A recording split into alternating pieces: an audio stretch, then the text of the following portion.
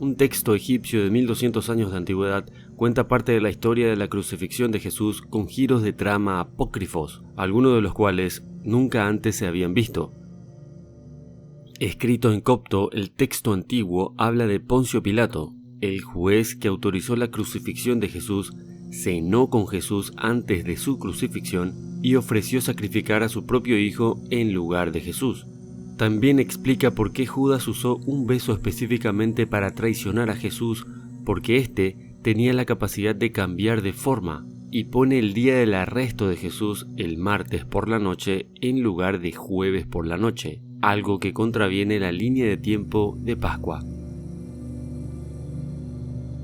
El descubrimiento del texto no significa que estos eventos sucedieron o que no sucedieron, sino que algunas personas que vivían en ese momento parecen haber creído en ellos, dijo Roelof van den Broek de la Universidad de Utrecht en los Países Bajos, quien publicó la traducción en el libro Pseudo Círilo de Jerusalén sobre la vida y pasión de Cristo.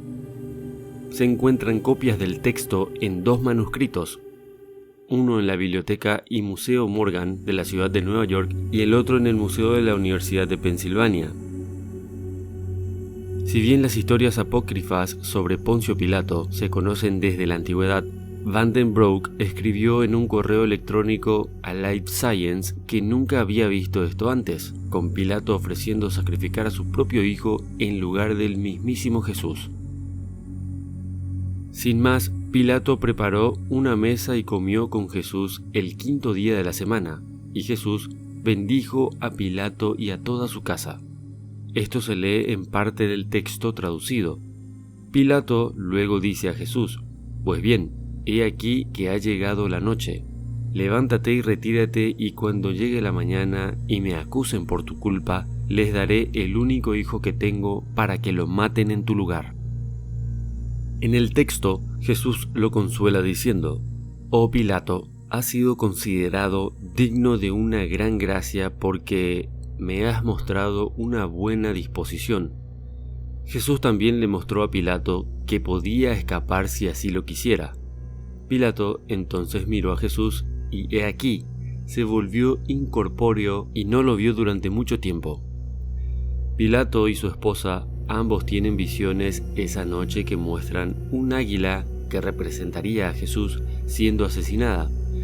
En las iglesias copta y etíope, Pilato es considerado un santo, lo que explica la descripción comprensiva en el texto, escribe van den Broek. En la Biblia canónica, el apóstol Judas traiciona a Jesús a cambio de dinero usando un beso para identificarlo, lo que lleva al arresto de Jesús. Este relato apócrifo explica que la razón por la que Judas usó un beso específicamente es porque Jesús tenía la capacidad de cambiar de forma. Entonces, los judíos dijeron a Judas: «¿Cómo vamos a arrestarlo?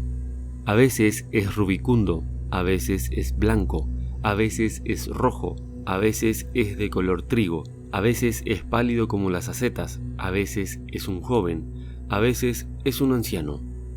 Esto lleva a Judas a sugerir usar un beso como medio para identificarlo. Si Judas les hubiera dado a los arrestadores una descripción de Jesús, podría haber cambiado de forma. Al besar a Jesús, Judas le dice a la gente quién es exactamente. Esta comprensión del beso de Judas se remonta a mucho tiempo atrás.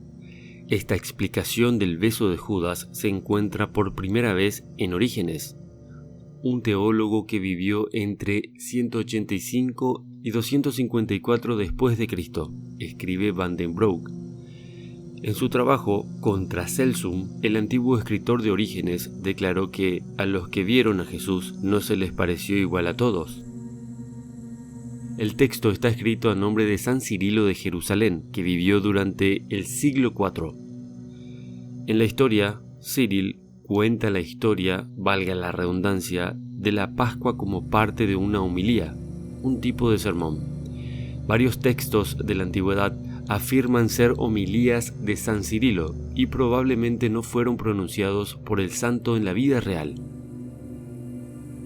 Cerca del comienzo del texto, Cirilo, o la persona que escribe en su nombre, afirma que se ha encontrado un libro en Jerusalén que muestra los escritos de los apóstoles sobre la vida y crucifixión de Jesús. Van den Broek dice que le sorprende que el autor del texto haya movido la fecha de la última cena de Jesús y el arresto al martes. De hecho, en este texto, la última cena real de Jesús parece ser con Poncio Pilato. Entre su arresto y la cena con Pilato, es llevado ante Caifás y Herodes.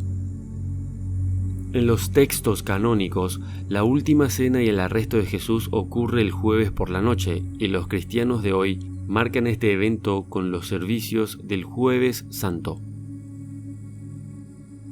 Van den Broek dice que en Egipto la Biblia ya se había canonizado en el siglo IV y V, pero las historias y los libros apócrifos siguieron siendo populares entre los cristianos egipcios, especialmente entre los monjes.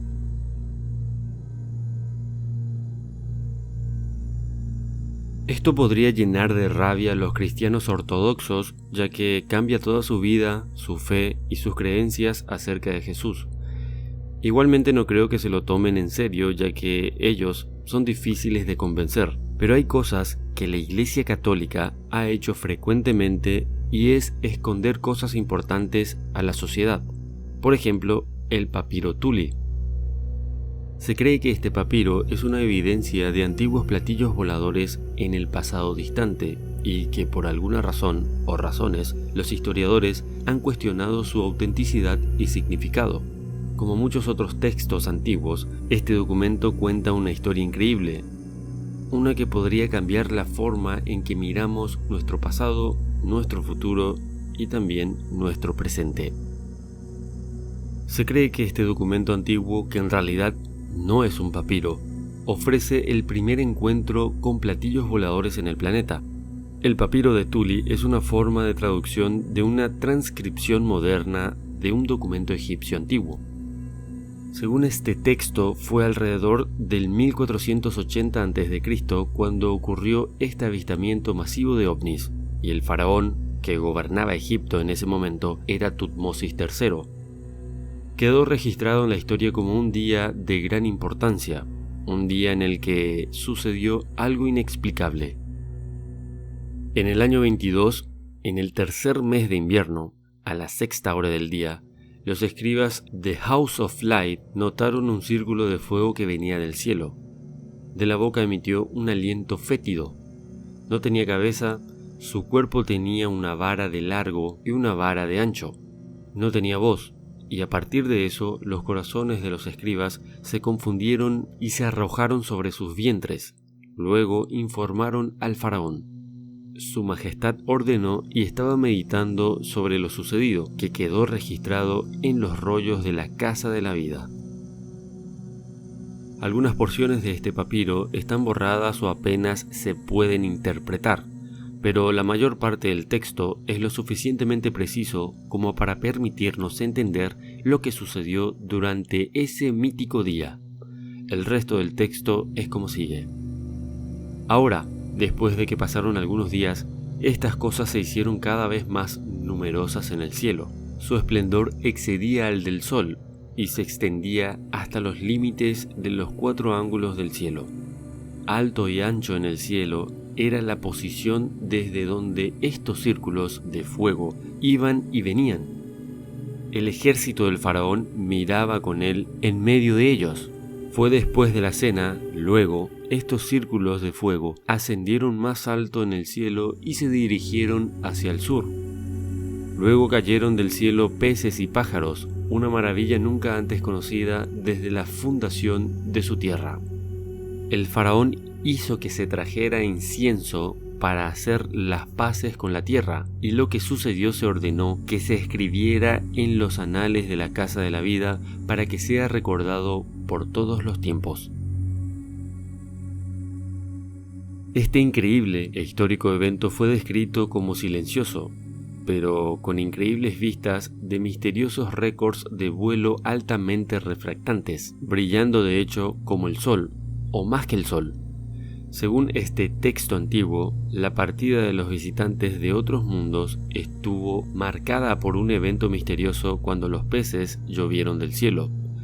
Aunque este texto no menciona si los antiguos egipcios realmente se pusieron en contacto con los visitantes de otros mundos, sin embargo, es un día muy importante en la historia, tanto para la humanidad como para la civilización del antiguo Egipto.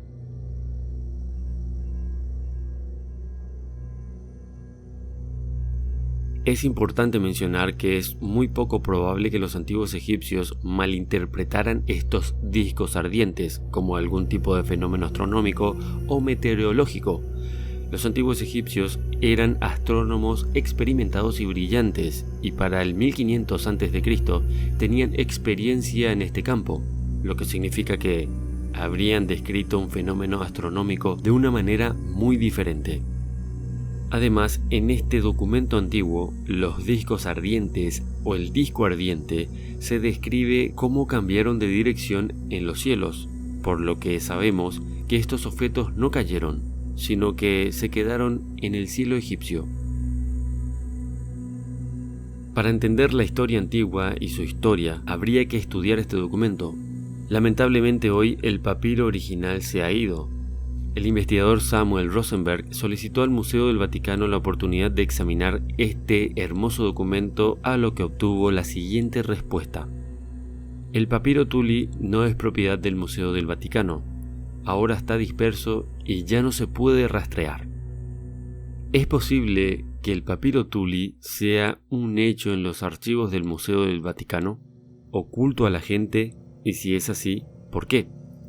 Es posible que este sea uno de los avistamientos de ovnis más antiguos mejor registrados de la historia. Si fuera así, es posible que estos visitantes de otros mundos hayan influido en la antigua civilización egipcia, como creen los teóricos de los antiguos astronautas.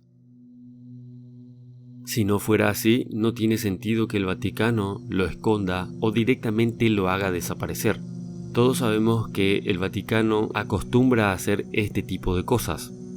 Ocultar información viene a ser su trabajo más importante sobre la faz de la Tierra. ¿Qué opinan ustedes? Pongan lo que piensan en los comentarios. Muchas gracias y hasta pronto.